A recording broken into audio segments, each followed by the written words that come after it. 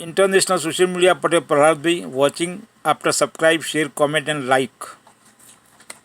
बात होगी वोट चोरी के खिलाफ एकजुट विपक्ष के सवालों की। पटना में कांग्रेस के प्रदर्शन की देखेंगे। केरल में एसआईआर को लेकर क्या बैकफुट पर आया चुनाव आयोग।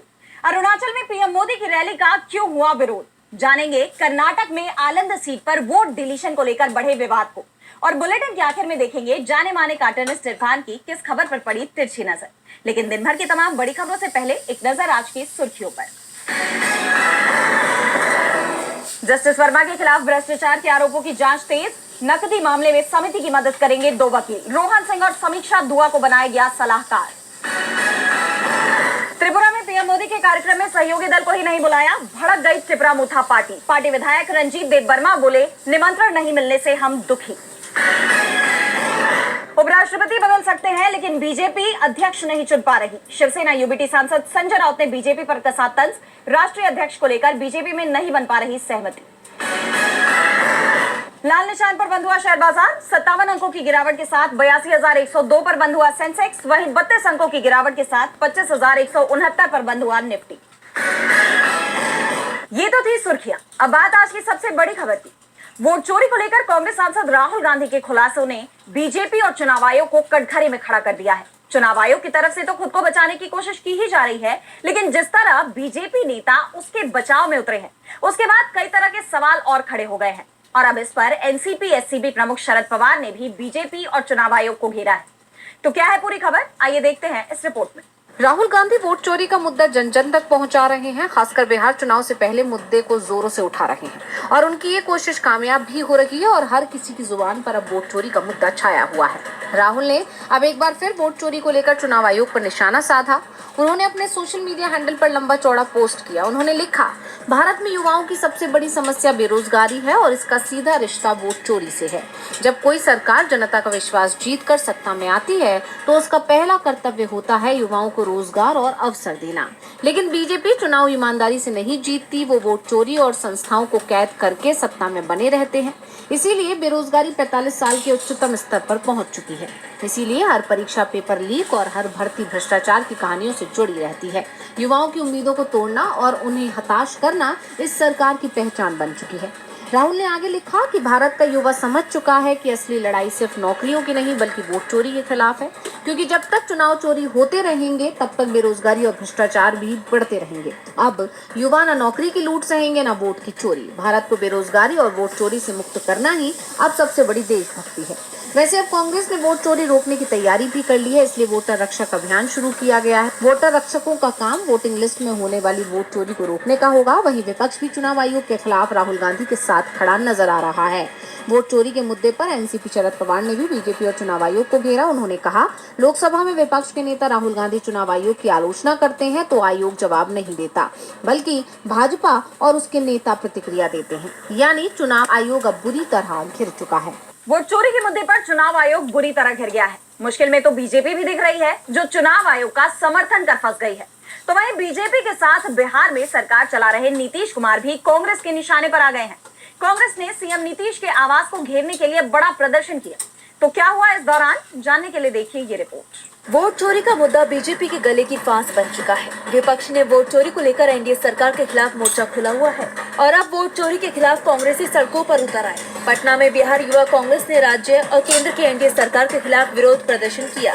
कांग्रेस ने सीएम आवास का घेराव करने के लिए सदाकत आश्रम से मार्च निकाला और इस दौरान पुलिस ने कार्यकर्ताओं को रोकने की कोशिश की, लेकिन कार्यकर्ताओं ने बैरिकेडिंग तोड़ दी और सड़क पर ही धरने पर बैठ गए, जिसके बाद पुलिस और कांग्रेस कार्यकर्ताओं के बीच तीखी बहस हो गई। ये बहस इतनी बढ़ गई कि बात झड़प तक पहुंच गई। कार्यकर्ताओं को रोकने के लिए पुलिस ने प्रदर्शनकारियों पर लाठीचार्ज कर दिया। इंडियन यूथ कांग्रेस अध्यक्ष उदय भानुचिप के नेतृत्व में ये प्रदर्शन किया गया। प्रदर्शन के दौरान उदय भानुचिप ने कहा, हम सरकार को ये कहना चाहेंगे कि जो वोट चोरी वाली सरकार है वो देश के लोगों के ऊपर अन्याय नहीं कर। इस दौरान कांग्रेस कार्यकर्ताओं ने जमकर वोट चोर गद्दी छोड़ के नारे लगाए। कार्यकर्ताओं ने साफ कर दिया कि लोकतंत्र का अपमान बर्दाश्त नहीं होगा। बिहार का वोट और हक अब किसी वोट चोर सरकार की जागीर नहीं है। कांग्रेस ने साफ संदेश दिया कि ये लड़ाई सिर्फ सत्ता के खिलाफ नहीं, ये लड़ाई है हर उस बिहार वासी के लिए जिसका वोट छीना गया, जिसकी जमीन हड़पी गई, जिसका हक लूटा गया। वोट चोरों का हिसाब सड़क पर होगा। ये सिर्फ आंदोलन नहीं, बिहार के हक की लड़ाई है। वोट चोरी के खिलाफ विपक्ष का आंदोलन अब बढ़ता ही जा रहा है, जिससे बीजेपी और चुनाव आयोग की मुश्किलें भी बढ़ती दिखाई दे रही है। कांग्रेस वोट चोरी के मुद्दे को लेकर सड़क पर उतर चुकी है। उसकी नजर वोट चोरी रोकने पर है, क्योंकि चुनाव आयोग अब पूरे देश में एसआईआर करा रहा है। केरल में इसकी प्रक्रिया जल्द शुरू हो रही है, लेकिन यहाँ सबसे ज्यादा विरोध भी देखने को मिल रहा है, जिसके चलते अब चुनाव आयोग भी बैकफुट पर आता नजर आ रहा है। देखिए ये रिपोर्ट। चुनाव आयोग पूरे देश में एसआईआर की प्रक्रिया को लागू करने की तैयारी में है, लेकिन जिस तरह अलग अलग राज्यों में इसका विरोध देखा जा रहा है, ऐसे में मुश्किल नजर आ रहा है कि चुनाव आयोग पूरे देश में इसे लागू कर पाएगा। केरल में तो प्रक्रिया को लागू करने से पहले वापस लेने की स्थिति दिखाई दे रही है। खुद राज्य निर्वाचन आयोग की तरफ से केंद्रीय चुनाव आयोग को कहा गया है कि राज्य में एसआईआर को टाल दिया जाए। बताया जा रहा है कि 20 सितंबर को राज्य के मुख्य निर्वाचन अधिकारी ने तमाम राजनीतिक दलों के प्रतिनिधियों के साथ बैठक की थी। इस दौरान एसआईआर शुरू करने की तैयारी को लेकर चर्चा की गई, लेकिन इस बैठक में सत्तारूढ़ और विपक्षी दलों के प्रतिनिधियों ने मिलकर एसआईआर का विरोध किया। इस प्रक्रिया को स्थगित करने की मांग की। केवल बीजेपी ही इस प्रक्रिया के खिलाफ नहीं है, वरना लगभग सभी प्रमुख दलों ने इसका विरोध किया है। एसआईआर पर चिंता जाहिर करते हुए केरल प्रदेश कांग्रेस कमेटी के महासचिव एम लिजू ने कहा कि अगर 2002 की मतदाता सूची को आधार बनाया जाता है तो लगभग 50 लाख मतदाताओं के नाम मतदाता सूची से हटाए जाने का खतरा है। ये प्रति विधानसभा क्षेत्र में लगभग 20,000 मतदाताओं के बराबर होगा। यानी केरल में भी वोट काटने की आशंका जताई जा रही है। गौर फरमाने वाली बात ये भी है कि जल्दी ही राज्य में निकाय चुनाव भी होने हैं। ऐसे वक्त पर एसआईआर को अगर लागू किया जाता है तो बिहार जैसा मोर्चा दक्षिण में भी खुल सकता है। ऐसे में केरल के मुख्य निर्वाचन अधिकारी ने ही भारत निर्वाचन आयोग से राज्य के एसआईआर को टालने की मांग रख दी है। अब देखने वाली बात ये होगी कि केंद्रीय चुनाव आयोग अपना फैसला पलटेगा या फिर केरल में भी एसआईआर के खिलाफ मोर्चा खुलेगा। एसआईआर के खिलाफ पूरा विपक्ष एकजुट दिख रहा है। केरल में 6 महीने बाद ही चुनाव होने हैं, इसलिए सियासी पार्टियों को चिंता भी दिख रही है। वैसे विरोध का कारण निकाय चुनाव को बताया जा रहा है, लेकिन असली चिंता तो वोट चोरी की है। कांग्रेस के अभियान का असर अब पीएम मोदी को भी दिखने लगा है, क्योंकि जब वो अरुणाचल प्रदेश पहुंचे तो पीएम की सभा में उनका ही विरोध देखने को मिला। पीएम मोदी बीते दिन अरुणाचल प्रदेश के दौरे पर पहुंचे, जहां ईटानगर में मौजूद इंदिरा गांधी पार्क में उन्होंने जनसभा को संबोधित किया। इस बीच एक ऐसा वाकया हुआ जिसने सियासी हलचल बढ़ा दी। पीएम मोदी जब बोल रहे थे, जनता को संबोधित कर रहे थे, तभी एक शख्स ने पीएम की रैली का विरोध किया। ये घटना उस वक्त हुई जब प्रधानमंत्री अब तक की सबसे बड़ी सभा को संबोधित कर रहे थे, जहां प्रदेश भर से हजारों लोग उनका भाषण सुनने के लिए जमा हुए थे। जानकारी के मुताबिक युवक ने कार्यक्रम के बीच में ही विरोध का झंडा लहराया, जिससे सुरक्षा कर्मियों का ध्यान उसकी तरफ चला गया और उसे तुरंत हिरासत में ले लिया गया। उससे पूछताछ की गई। हालांकि उस शख्स की पहचान अभी तक नहीं हो पाई है, लेकिन इस घटना को लेकर काफी चर्चा की जा रही है। और इस मामले पर कुछ स्थानीय लोगों का कहना है कि पीएम मोदी जिस तरह से काम का बखान करते रहते हैं, लेकिन वो काम होते नहीं हैं, इसे लेकर लोगों में गुस्सा है। मोदी सरकार और राज्य सरकार की नीतियों को लेकर लोगों में नाराजगी है, जो समय समय पर देखने को मिलती रहती है। और ये कोई पहली बार नहीं है जब पीएम की रैली का विरोध देखा गया हो। इससे पहले मणिपुर में भी पीएम मोदी की रैली का विरोध किया गया था, काले झंडे दिखाए गए थे। और अब अगर ये सिलसिला यूं ही आगे बढ़ता रहा तो बीजेपी और पीएम मोदी को इसका भारी खामियाजा भुगतना पड़ सकता है। पीएम मोदी का विरोध संकेत दे रहा है कि अब उनके सामने लोकप्रियता संकट खड़ा हो चुका है।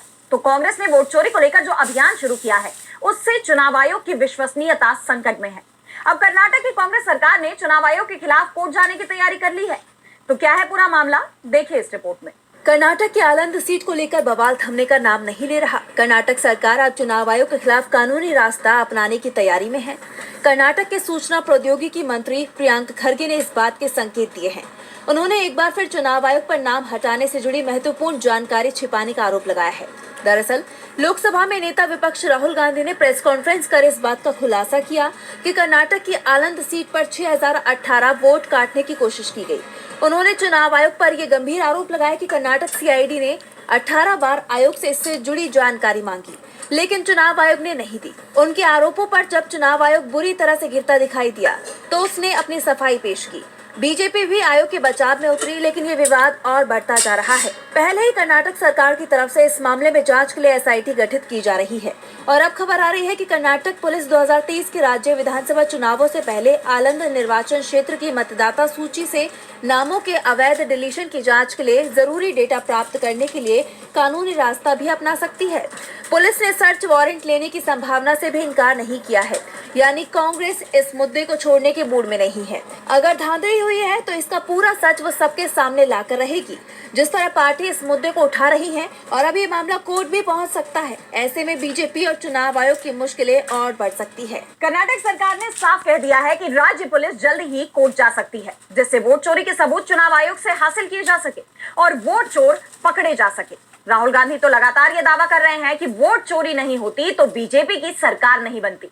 सबूत सामने है, बीजेपी की सीटें पहले ही 63 घट गई थी, बीजेपी बहुमत से दूर रह गई और अब इसे लेकर टीएमसी सांसद अभिषेक बनर्जी ने भी तीखा हमला बोला है। उन्होंने कहा कि बीजेपी शून्य हो जाती तो जीएसटी भी शून्य हो जाती। मोदी सरकार जीएसटी को लेकर अपने ही फैसले पर घिर गई है। जीएसटी में बदलाव को लेकर विपक्षी दल लगातार सरकार पर सवाल खड़े कर रहे हैं।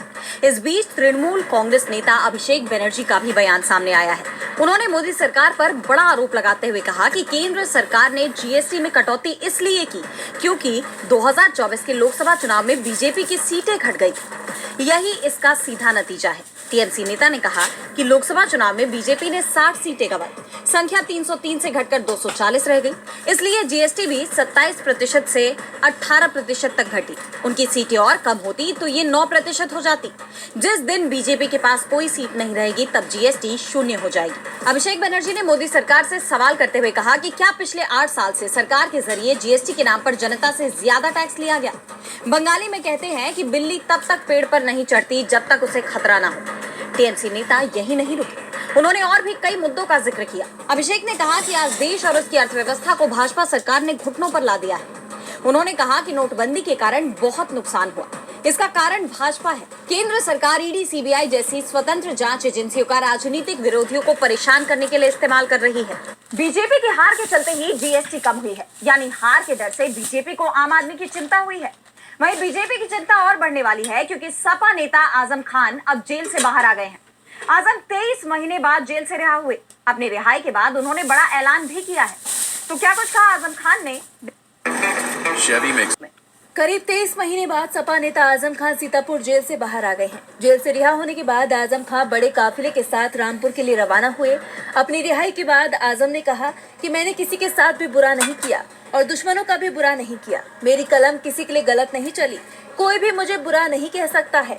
अभी कोई सियासी बात नहीं करेंगे, सबसे पहले दवा कराएंगे, फिर आगे का कोई प्लान बनाएंगे।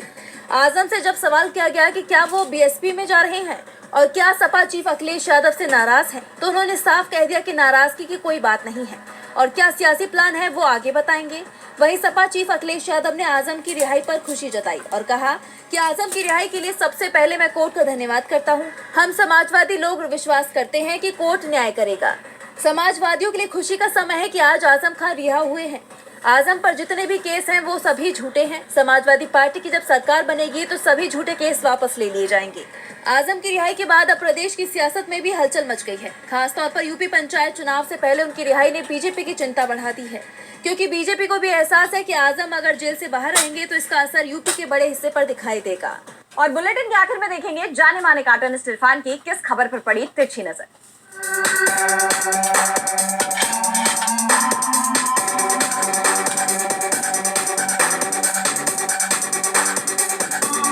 चमत्कारी और करामाती प्रधानमंत्री नरेंद्र मोदी को शायद अब ये लगने लगा है कि उनका जादू अब फीका पड़ने लगा है। वो अब कह रहे हैं कि नागरिक देवो भव।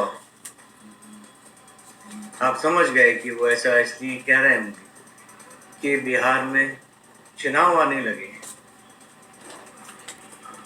और ये नागरिक हैं जिन्हें नोटबंदी की लंबी लंबी लाइनों में लगाकर प्रधानमंत्री विदेश यात्रा पर निकल गए थे। ये वही नागरिक हैं जो जुल्मों की आग में इंतजार करते रहे मणिपुर में कि उनके प्रधानमंत्री आकर उनकी खबर लें। वही नागरिक जो पंजाब में और देश के कई हिस्सों में किसान होते हैं और उन्होंने अपनी जानें दे दी।